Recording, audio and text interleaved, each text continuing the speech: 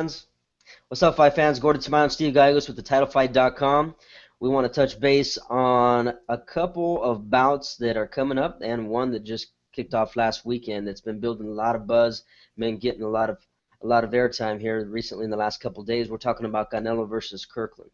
Now, we got some people that are saying, hey, here's the latest and greatest star that's in the making, the latest star that's just erupted, right, and is the future of boxing. We got others that are saying, hey, he kind of fought a washed up or an ill-prepared James Kirkland. Didn't have Van Wolf in his corner, and so, put it for what it was, decent performance, good for entertainment, but not so much displaying Canelo's skill level. Um, Kind of back and forth debate about this. I mean, it's pretty interesting, all the conversations that have been taking place on it. Nonetheless, in my opinion, Canelo did look pretty good. He tore apart Kirkland downstairs very, very ruthlessly, finished him off a couple rounds later after the opening bell there. Steve, what's your take on all the back and forth debate going on about Canelo's star attraction at this point? Well, I agree. I think that Canelo Alvarez is the biggest star in boxing next to Mayweather and Pacquiao, and his performance was just incredible. We saw Canelo, being able to slip and duck, and just time James Kirkland just perfectly. I mean, this was a great fight. It was a fight that the fans needed, after such a disappointing fight between Pacquiao and Mayweather. Canelo just came out, weathered an early storm, did what he had to do, and destroyed Kirkland in impressive fashion. I mean, and got to give James Kirkland a lot of credit too. He came out and he came to fight. He came out and pressured Canelo from the outset. Tried his best, to stay in there with him. Tried his best to take him out. Just that Canelo was just a better fighter that night. So it was just a great fight altogether. And for those of you that saying boxing is dead and how disappointed they were with Mayweather and Pacquiao, they should have tuned in for this fight. If you didn't, then that's your problem. Shame on you. So the question that's been on everybody's mind, it started from the gate, when they asked him point blank, what's next on the hit list for Canelo, and threw out a couple names, dropped a couple names on his radar. Obvious big draws with Miguel Cotto, and then the other one that's been scratching a lot of people's heads for a minute because he seems to be getting dodged by a lot of people. We're talking about Gennady Golovkin, a good boy, right? Good old boy, making good boys out of everybody else. And that one, very intriguing matchup. Canelo didn't shy away from stating, "Hey, I'm here to face the best in the division, best in boxing. I'm not shying away from everybody." And he was sounding like he was game for touching him up with a guy like Golovkin or anybody else for that matter that they put in front of him. What do you see on the radar going forward with him, Steve? Do you think that that's a matchup too soon to be making? They kind of hinted towards, or at least Oscar did, that that's going to be about down the road, when things have kind of mapped out and lined up. But what's next for him if that's not the case? Well, a fight with Triple G at this point, it's not in the future. I don't see it at least happening this year because I don't think Canelo's ready for someone like Triple G, who's just a destroyer in the ring. Oscar is right. I don't think it's a fight that's going to take place now. I don't blame him for putting it on the back burner for the moment. I think a fight with Miguel Cotto probably makes more sense. We'll see what happens after Cotto if it gets past Daniel Gill next month. I think that fight will take place, before the end of this year. And, that's a fight that makes more sense. The fight that, fans have been wanting to see. I personally want to see it. Stylistically, it's a better fight for Canelo, a more winnable fight. So I think that's what's in the cards for him at this moment. In the meantime, it's going to be Cotto. In the future, somewhere down the road, Triple G. Okay.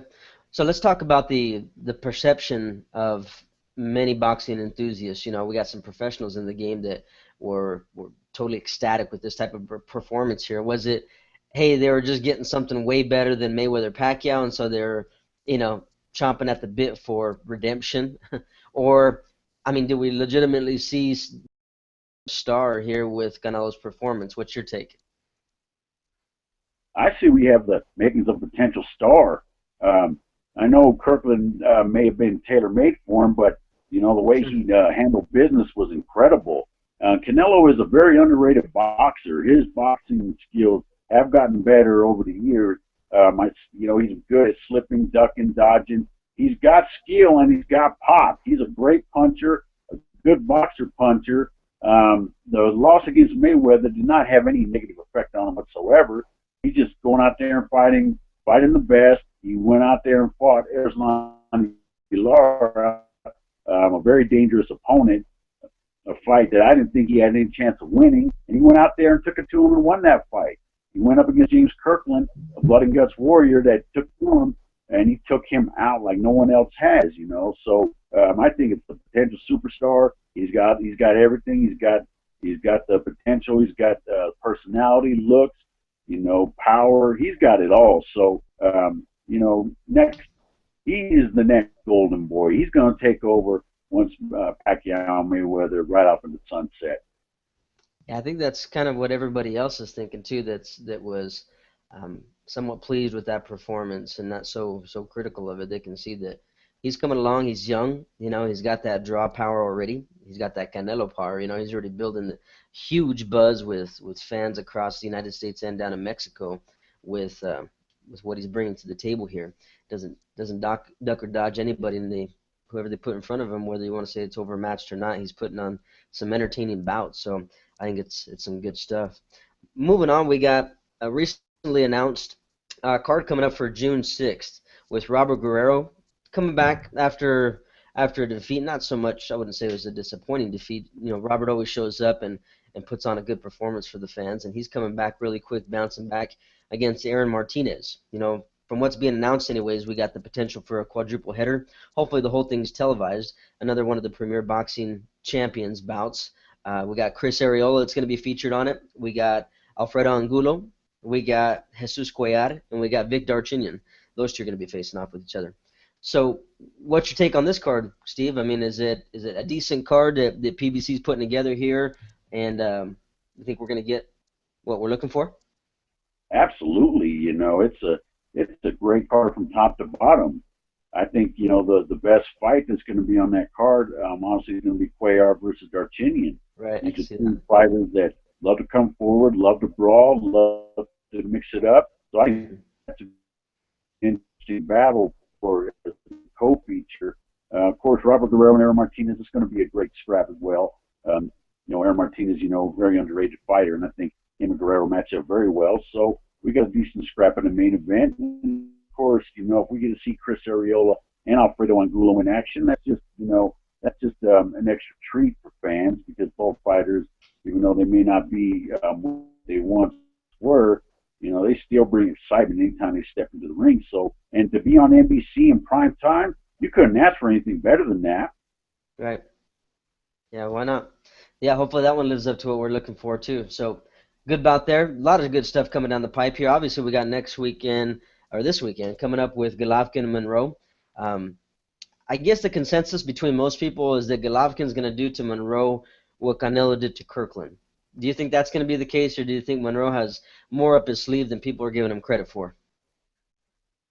You know, honestly, I do think that Triple G is going to take Monroe out. Eventually in the fight, I give it, you know, a good 6-7 rounds. I think Monroe is probably just a tad bit more durable than Kirkland is, or the fact that he probably won't be going out there and just trying to take Triple G's head off. He's probably got some things up his sleeve. But I do see the end result being, you know, a Triple G knockout, but, you know, somewhere late in the fight. Okay. And then the other one that's just got announced recently as well is Broner and Porter. Broner, the brash mouth guy who people love to hate, right, is coming back again. So if you've gotten sick of him, you get to see him again some more. If you don't know who Adrian Broner is, tune in. You'll get to see, leading up to the bout, just what Adrian Broner is made of. He obviously has been built up to the point where he was, at one point in time, media and his promoters were trying to hype him up as the next heir to the throne of Floyd Mayweather. Obviously, that was derailed very short, and thank goodness for that one, I have to say, my own opinion anyways. But he's coming up against a guy in Sean Porter who's an aggressive fighter, likes to come forward, likes to throw some pretty wild shots, and we've seen how Adrian Broner handled that against a guy like Maidana. Do we see the similar makings of a fight with these two, Steve, or do you think that Broner's going to take a different approach to this, be a little bit more tactile and or tactical, I'm sorry, and decide to box versus trying to be a clown and trying to bang with somebody like Porter? I think Broner's going to have to take a more tactical approach to this fight because there's no way he can just stand there and just go toe to toe with someone like Sean Porter. Porter's too big of a guy and too hard of a puncher, to be standing in front of. We saw what happened when he did that with Maidana. He just got clocked. Right. And I see this happening again. I give the edge to Porter on this because with basically his sheer aggression. And I do commend Broner somewhat for taking this fight because he is living up to his reputation, to his self-reputation as the can man, and basically taking on a fight such as this. Got to give him some credit for stepping up to the plate because since the Maidana fight, I think his stock has dropped tremendously in terms of the competition he's chosen and the performances that he put on. Hasn't been too impressive. I can see this fight being a very good scrap. But I give Broner a slight edge in terms of he does got somewhat of an edge in terms of fighting at a catch weight, 144, 145 pounds.